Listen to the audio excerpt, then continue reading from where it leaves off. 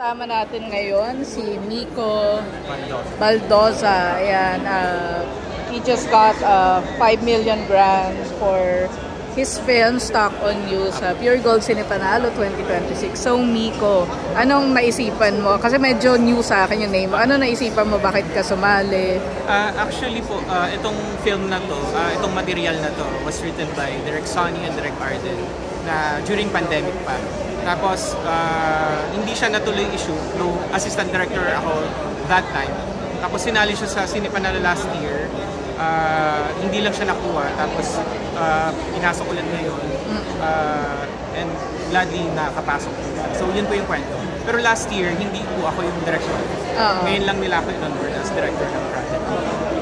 It's meant to you. It's meant for you. So Miko, no, this is gonna be your debut movie as a director? Po, or may short ka ba? Second film ko na. First mo? First film ko po ngayon nasa Sinesilip, yung Haplos sa Hangin. So, balik pangalawang film ko po ito. Okay. Oo nga. Pareho kayo ni, ni BC. At saka ni Rodina. Oo nga. Diba? Ayan.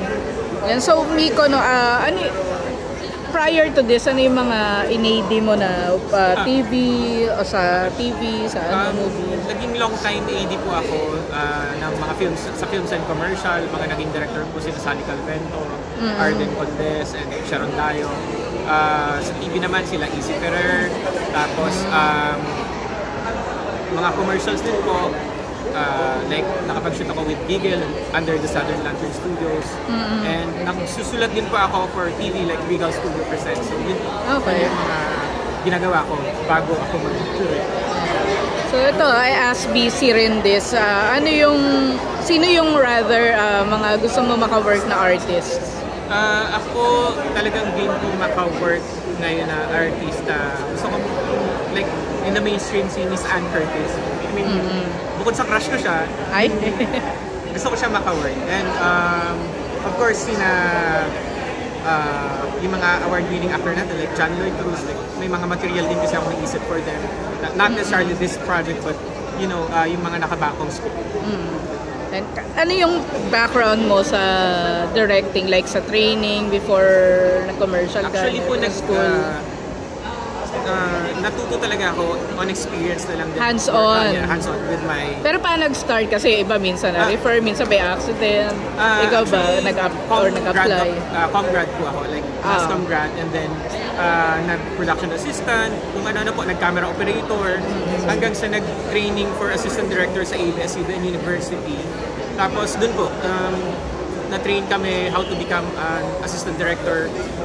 Tapos, ayun, hanggang sa trinay magsulat, nabigyan ng break ng Regal. Tapos from there, trinay na rin mag-direct. Yun po, natuto talaga ako mostly sa mga nakaka-work kong director kasi parang kinukuha ko kung ano man yung mag-work for me kapag nag-direct na ako. So yun, marami naman ako natutunan, especially kina Direk Sonny, Direk Arden, and Direk Shelby. Miko, may mga gusto ka bang maka-work na love teams? Like, di ba ang hot ngayon sila Kim Chiu and Paolo Abilino? Ako,